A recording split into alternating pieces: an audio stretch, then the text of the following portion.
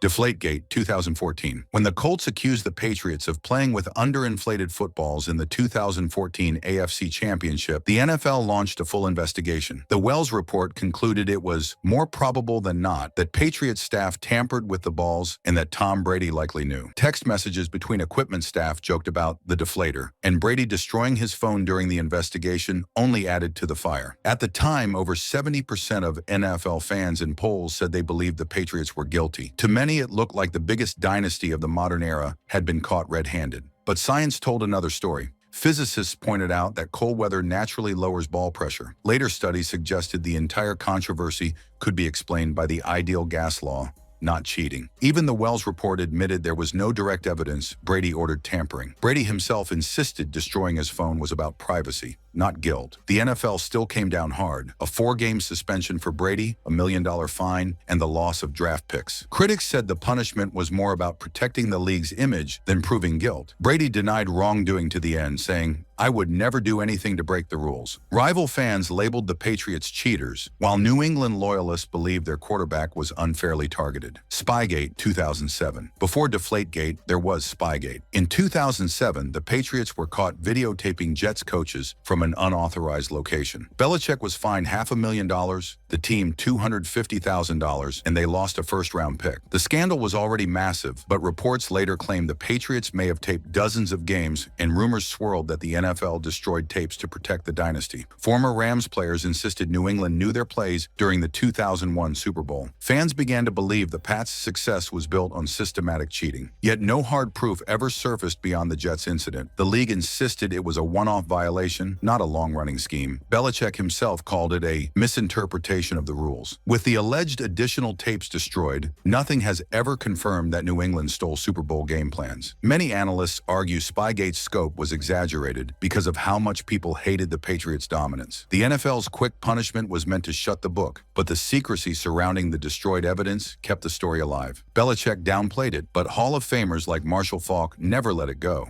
convinced the Pats knew far more than they admitted. For many fans, Spygate left a permanent stain on the dynasty. The NFL is rigged, ask around, and you'll hear it. The NFL is scripted, just like professional wrestling. Surveys show about 1 in 4 NFL fans truly believe games are influenced or outright fixed. Supporters of the theory point to suspicious officiating, improbable comebacks, and endings that feel too perfect for TV. Peyton Manning riding off with a final Super Bowl win, Tom Brady's 28-3 comeback, and the Rams winning a title in Los Angeles the same year the game was hosted there. And when former running back Arian Foster joked that players were given scripts before the season, many fans nodded along as if he'd said the quiet part out loud. But there's never been any credible proof. Rigging a game would require dozens of players, coaches, and referees to cooperate in total secrecy, something virtually impossible. The NFL insists controversial calls are simply human error, not evidence of a master plan. Players, too, laugh at the idea. Shannon Sharp once joked, "If it's scripted, the writers deserve an Emmy." Still, polls don't lie. Millions of fans believe outcomes are at least nudged for TV drama. Every time a ref throws a late-game flag that swings momentum, Twitter erupts with the same phrase, "The NFL is rigged." The replacement refs and the Fail Mary. 2012. The 2012 referee lockout gave fans one of the wildest controversies in league history. On Monday Night Football between the Packers and Seahawks,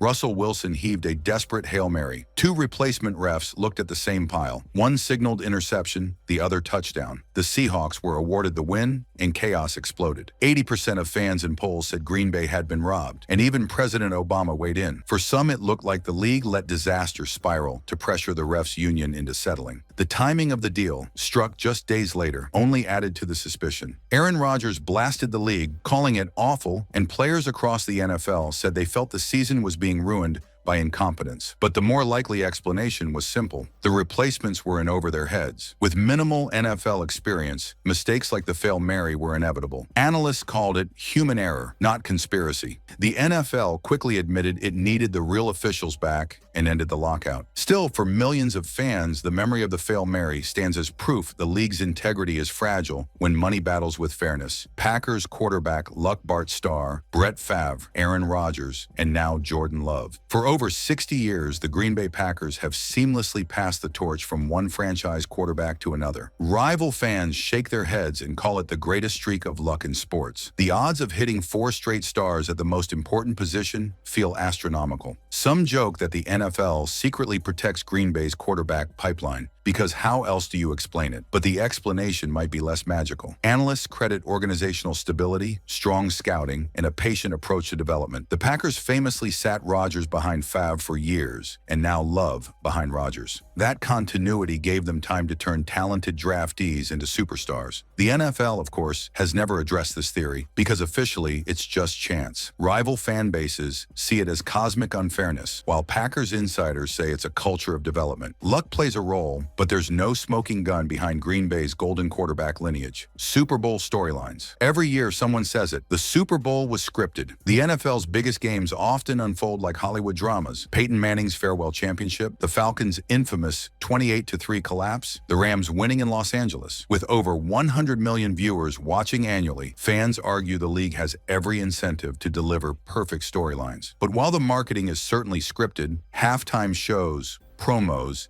even the way networks hype star players, the games themselves remain too chaotic to choreograph. Analysts point out that rare events stand out more than ordinary ones. For every Brady comeback, there are a dozen dull blowouts no one remembers. The NFL denies outright fixing, reminding fans that officials are fallible humans. Players, too, mock the idea. If it's scripted, said Shannon Sharp, the writers deserve an Oscar. Still, for millions, the timing of those perfect endings feels too neat to be pure coincidence. Concussion, science, cover-up. This theory doesn't live in rumor, it lives in court records. For years, the NFL downplayed or outright denied links between repeated head trauma and CTE. Internal memos later showed the league had access to research long before it admitted the risks. In 2013, the NFL settled with thousands of retired players for $765 million. To critics, it was proof the league had hidden the truth to protect its bottom line. Families of stars like Junior Seau said the NFL betrayed its players. The league's defense was that the science was unclear at the time. Officials said they acted on the knowledge available, and in recent years, the NFL has introduced concussion protocols, funded research, and updated safety policies. Still, the settlement required no admission of guilt, and many players have struggled to actually collect compensation. To fans, it was confirmation of their worst fears, that the NFL prioritized money over player health. Today, concussion spotters and protocols are standard, but the shadow of the cover-up lingers. Colin Kaepernick blackballing. In 2016, Colin Kaepernick knelt during the national anthem to protest racial injustice. Within a year, he was out of the league. Despite better stats than many backup QBs,